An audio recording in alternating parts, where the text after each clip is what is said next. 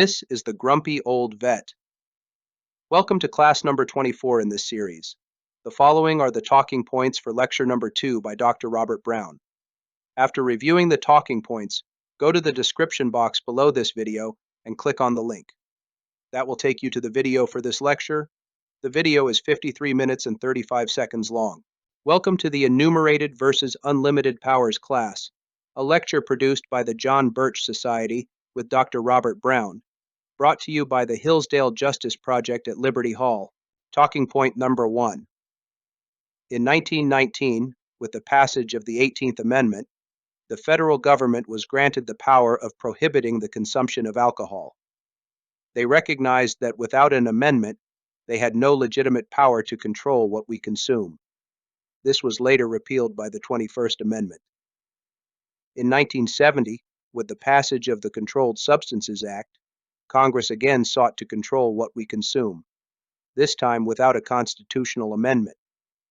Today, under the authority of this act of Congress, we are told that state laws allowing the use of medicinal marijuana are trumped by federal law, because all federal laws are supreme.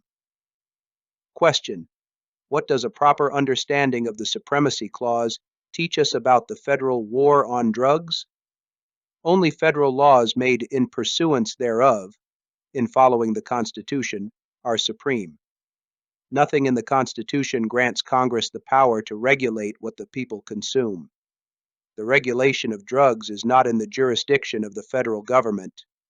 Constitutionally, it could be in the jurisdiction of the states, if the people delegate such power to them. Note: this is an issue of jurisdiction. While some feel the government should restrict drug use, and others feel no level of government should have such power, both sides should agree that, according to the U.S. Constitution, it is not in the jurisdiction of the federal government. The 10th Amendment declares such power is left either to the states or to the people. Talking point number 2. Even prior to the 1942 Wickard versus Filburn ruling, it was said that Congress could impose production limits on farmers because of authority granted in the Commerce Clause. Question: how would you answer such a claim? The powers granted by the Commerce Clause were intended to be very limited.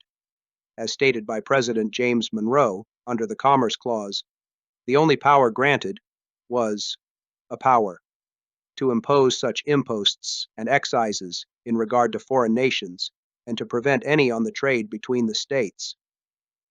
This understanding of the Commerce Clause complies with the assertion of James Madison that the powers delegated to the federal government are few and defined. These will be exercised principally on external objects as war, peace, negotiation, and foreign commerce.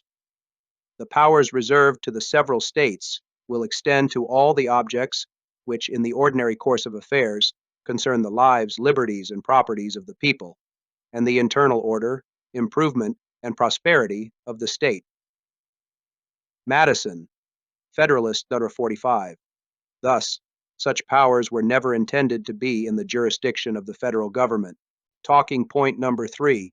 The members and officers of the state governments will have the essential agency in giving effect to the federal Constitution. James Madison, Federalist No. 44. The Environmental Protection Agency, EPA, was first established by presidential executive order.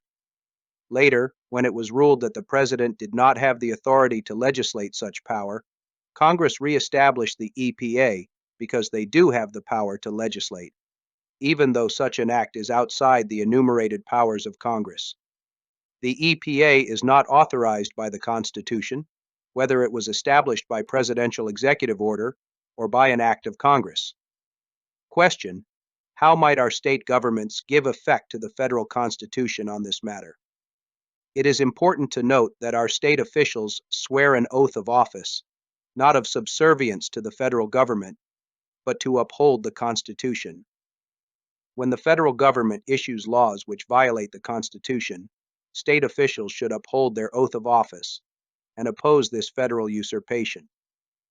Since nothing in the Constitution grants to Congress or to the President the power to legislate concerning environmental standards, such power must belong to the states or to the people. States should reject the EPA for lack of authority and not allow them to harass the businesses and individuals of their states. Go to the description box below and click on the link to go to the John Birch Society page. The Constitution is the Solution video series with Dr. Robert Brown for lecture number 2, Enumerated versus Unlimited Power. Now, with these talking points in mind, go to the link in the description box below. If you are not a member of the John Birch Society, I highly recommend this organization. If there is not a chapter in your area, I would suggest starting one with your friends. Thank you.